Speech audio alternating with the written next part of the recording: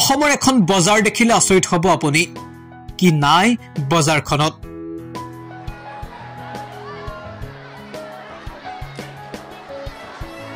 শাক পাচলিৰ পৰা পিঠা লাৰু চাহ মমলৈকে সকলো আছে এইখন বজাৰত পিছে ব্ৰিকেটাৰ ৰূপত এজাক কনকন ছাত্ৰ ছাত্ৰী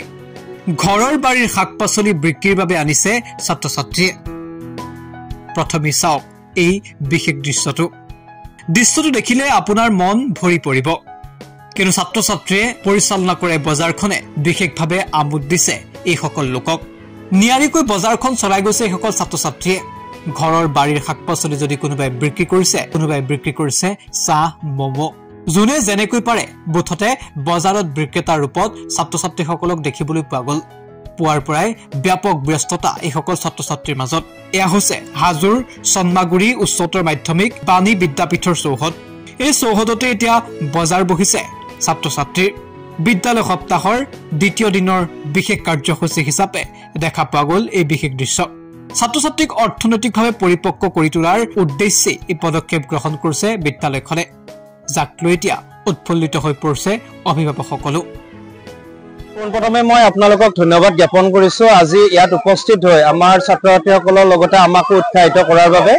আজি আমাৰ বিদ্যালয় সপ্তাহৰ দ্বিতীয়টো দিন আৰু এটা আমাৰ প্লেনিং আছিল যে ছাত্ৰ ছাত্ৰীসকলৰ যে জোখমাখ বা ওজনৰ ধাৰণা লগতে সামাজিকীকৰণ কৰাৰ বাবে তেওঁলোকৰ দক্ষতা বৃদ্ধিৰ বাবে এটা অনুষ্ঠানৰ আয়োজন কৰা আৰু সঁচাকৈ আজি ভাল লাগিছে আমাৰ ছাত্ৰ ছাত্ৰীসকলে যিখিনি তেওঁলোকৰ নিজাববীয়াকৈ যিখিনি আয়োজন কৰিছে লগতে আমাৰ ছাৰ বাইদেউসকলৰ সহযোগত আৰু যিখিনি আমাৰ স্থানীয় ৰাইজ প্ৰাক্তন ছাত্ৰ ছাত্ৰী সকলোৰে সহযোগিতাত যি এটা অনুষ্ঠান আজি ইয়াতে গঢ়ি উঠিছে সঁচাই ভাল লাগিছে আৰু সকলোৰে সহায় সহযোগিতাত আশা কৰিছো আমাৰ যিটো আশা ছাত্ৰ ছাত্ৰীসকলক লৈ তেওঁলোকৰ দক্ষতা বৃদ্ধিক লৈ এই আশাই এক সফল ৰূপায়ণ পাব আৰু ভৱিষ্যতেও ছাত্ৰ ছাত্ৰীসকলে এনেদৰে অন্যান্য কাৰ্যসূচীবিলাকতো আগুৱাই যাব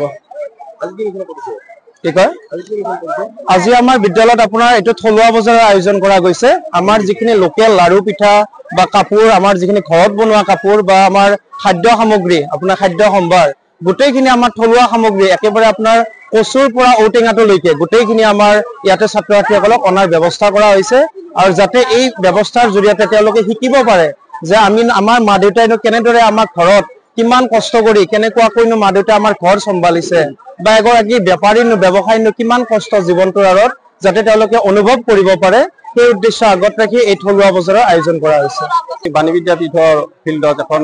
থলুৱা বজাৰ অনুষ্ঠিত কৰিছো আৰু এই থলুৱা বজাৰ আমাৰ ছাত্ৰ ছাত্ৰীসকলে তেওঁলোকৰ ঘৰত উৎপাদিত বিভিন্ন সা সামগ্ৰী যেনে কচুৰ পৰা বিলাহী চব্জি লাও বেঙেনা ইয়াৰ পিছত ঘৰতে নিজৰ লাৰু পিঠা বনাই আনিছে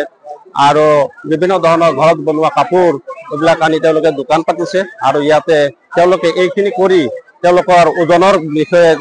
সম্যক জ্ঞান আহৰণ কৰিছে আৰু